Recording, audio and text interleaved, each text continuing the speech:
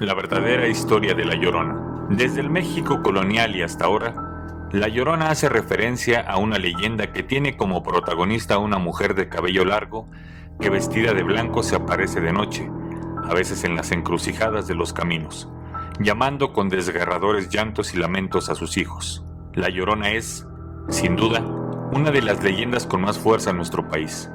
Se asocia más fuertemente con la cultura mexica, pues su aparición está relacionada con los presagios funestos que anunciaron la llegada de los españoles al México antiguo. Algo sobre lo que te contaré más adelante. Sin embargo, La Llorona cuenta con paralelismos lejos del Valle de Anáhuac. Existen deidades mayas, zapotecas y purépechas con características muy similares a la Cihuacóatl, la diosa a la que se le asocia con el mito en territorios nahuas. El mejor ejemplo de esto es la Xtabay, un espíritu femenino que acecha a los hombres en los caminos de la península de Yucatán y que tiene raíces en el panteón de los dioses mayas. Hay que tener en cuenta que aunque personajes como la Xtabay tienen raíces en la cosmogonía de las antiguas culturas mesoamericanas, la conversión de La Llorona a la leyenda popular no se dio sino hasta la época colonial. La leyenda de La Llorona, como se conoce hoy en día, un alma en pena que deambula por las calles buscando a sus hijos, tiene su origen en el México de mediados del siglo XVI. Muchos cronistas de la época relatan la historia de una mujer que recorría las calles de la ciudad al caer la noche, siempre vestida de blanco y con un velo cubriéndole el rostro. Su andar era marcado por los lastimosos gritos que lanzaba al aire en busca de sus hijos. La Llorona peregrinaba cada noche por calles distintas, pero cuentan que sus andares la llevaban invariablemente a cruzar la Plaza Mayor, el actual Zócalo, con rumbo al oriente de la ciudad. Más allá de la plaza era donde la fantasmal figura se perdía al hundirse en los resquicios del lago que aún se extendían por la zona central de la ciudad. Sin embargo, los antecedentes de este personaje son mucho más antiguos, tanto que se pierden en los mitos prehispánicos y se fundan en diversas representaciones de diosas madres, como Cihuacóatl, Coatlicue o Tonantzin. Este es uno de los presagios funestos que anunció la caída de Tenochtitlán. Muchas veces se oía, una mujer lloraba, iba gritando por la noche, andaba dando grandes gritos, hijitos míos, pues ya tenemos que irnos lejos. Y a veces decía, hijitos míos, ¿a dónde os llevaré? Fuente, Visión de los Vencidos, Relaciones Indígenas de la Conquista, de Miguel León Portilla. Cihuacóatl empezó a aparecer en el lago de Texcoco alrededor del año 1500. Los sacerdotes diestros en la astrología interpretaron su presencia como una premonición de los próximos sucesos que habrían de acontecerle a los mexicas: la muerte, la guerra y la esclavitud. Moctezuma temía lo peor. Los sacerdotes decían que Cihuacóatl había salido de las aguas y bajado de la montaña para prevenir de la suerte que correrían los mexicas.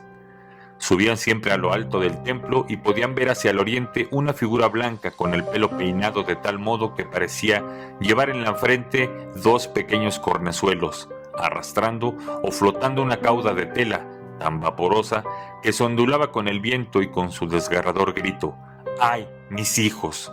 ¿Dónde los llevaré para que escapen de tan funesto destino? Los sacerdotes interpretaron después de la conquista esta leyenda como una advertencia por la pronta destrucción del imperio mexica. Aquella fantasmal aparición que llenaba de terror a las gentes de la gran Tenochtitlán era la misma Cihuacóatl anunciándole a Moctezuma de la destrucción del imperio. Fray Bernardino de Sahagún también se refiere a esto en su Historia General de la Historia de la Nueva España, también llamada Códice Florentino, y es citado por Miguel León Portilla en La Visión de los Vencidos. Hombres extraños y más sabios y más antiguos que nosotros vendrán por el oriente y sojuzgarán a tu pueblo y a ti mismo, y tú y los tuyos serán de muchos lloros y grandes penas, y que tu raza desaparecerá devorada, y nuestros dioses humillados por otros dioses más poderosos. Dioses más poderosos que nuestro dios Huitzilopochtli y que el gran destructor Tezcatlipoca y que nuestros formidables dioses de la guerra y de la sangre, preguntó Moctezuma bajando la cabeza con temor y humildad. Así lo dicen las predicciones. Por eso la Cihuacóatl vaga por el Anáhuac, lanzando lloros y arrastrando penas, gritando para que oigan quienes sepan oír las desdichas que han de llegar muy pronto al imperio. Fuente: Visión de los vencidos. Relaciones indígenas de la conquista, de Miguel León Portilla. Aquellos hombres de Oriente eran los españoles dirigidos por Hernán Cortés, y sometida la gran Tenochtitlán y con la caída de todos los pueblos, sufrieron las atrocidades de los invasores. Epidemias, hombres asesinados, mujeres violadas y sus dioses olvidados, a excepción de Cihuacóatl, la Llorona. De esta forma empieza la leyenda. Se dice que al campanazo de las 12, una mujer vestida de blanco y con la faz cubierta por un velo ligerísimo, se aproxima por el oeste. Va de una calle a otra. Unos dicen que flota, otros que no tiene rostro. Lo único que se escucha es el quejido de ¡ay, mis hijos!